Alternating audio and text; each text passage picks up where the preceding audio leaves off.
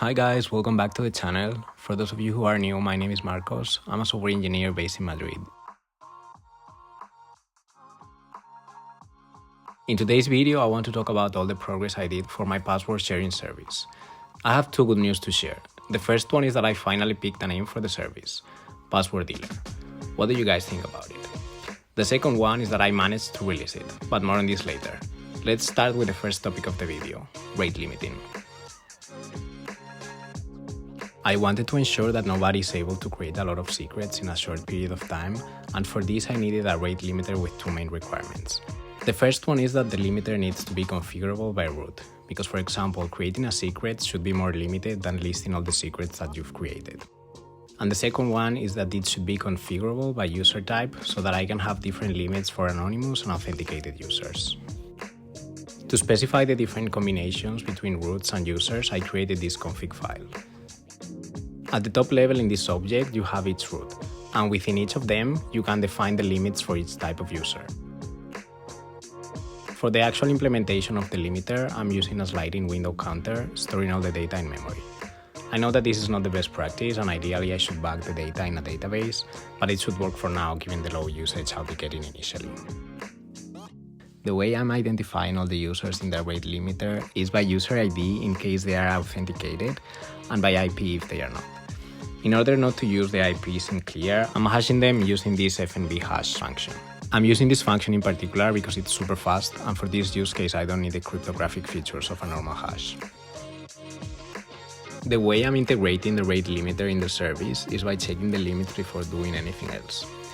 I initially exposed a HONO middleware from the rate limiter itself, but I dropped the idea because I realized that the rate limiter should not concern itself with the underlying server framework I'm using. So now it just exposes a function to check whether the limit has been reached or not. Let's move on now to input validation. I wanted to have sort of a framework for me to be able to model rules such as anonymous users can only create a secret that lasts 3 days maximum, or the length of the secret for pro users should never exceed X amount of bytes. So for this I came up with the idea of policy rules. Each rule defines its name, description, and a check function that accepts an input and the policy context which contains info about the user. Each controller defines which set of rules apply for each root. Then the API framework will loop over all of them, and if there is any failure, the request will fail. Right now it's just a simple framework, but I plan on expanding it later on to support things such as combined rules with and or conditions. Both the rate limiter and the input validation were the main blockers for release, so with those done, I was able to move on and put the service online.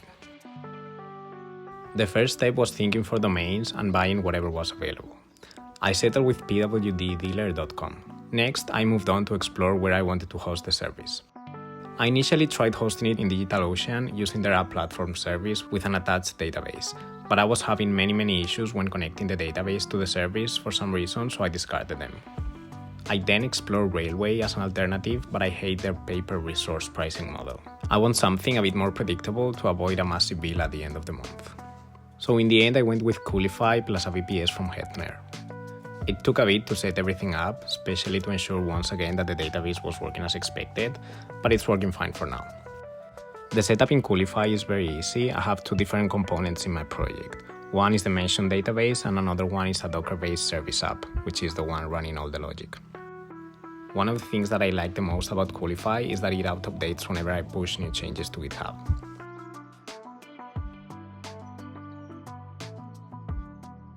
That is all for now, but I still have a long way to go. The next things that I'll be working on are ensuring that there are no placeholder links in the landing page, because I have a bunch of them now, and adding a doc site and a microblogging page for the service. Thanks a lot for watching the video, give me a like if you liked it, and consider subscribing if you don't want to miss what's next. See you in the next one.